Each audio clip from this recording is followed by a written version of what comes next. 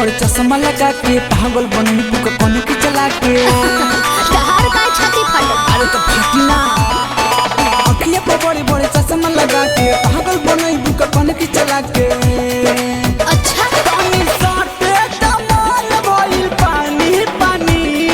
सुना अरे सुनाओ हो बाबू छुबा त डर जाइबो का? काहे कि मोर पर हाई वोल्टेज जाबा।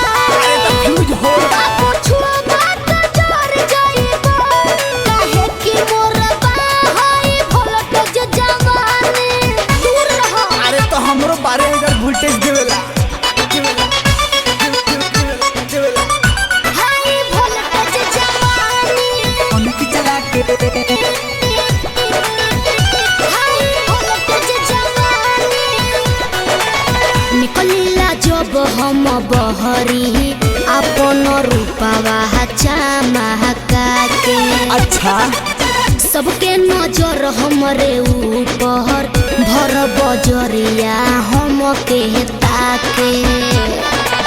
तोपे वाला जे खुलियाम झलकइबू के नाही देखी जब खोल के देखइबू ढेर जन बोलो संगे काटे दनया बनाए जानी रानी।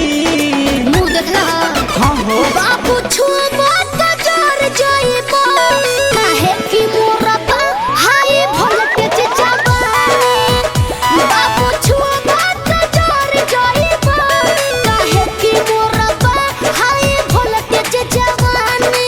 इतना वोल्टेज कहाँ से आवल रे? हाई वोल्टेज जवानी कोने की चला के हाई वोल्टेज जवानी।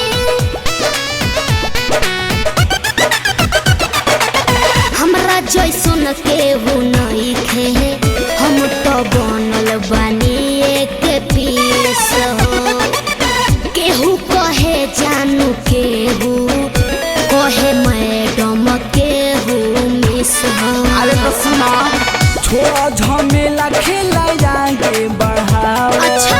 हमरे पर चढ़ल जवनिया लुटा दो मुँह ना देखला मन कैसे मनीषवा के मानी तनका भूल सकना हो बाबू छुआ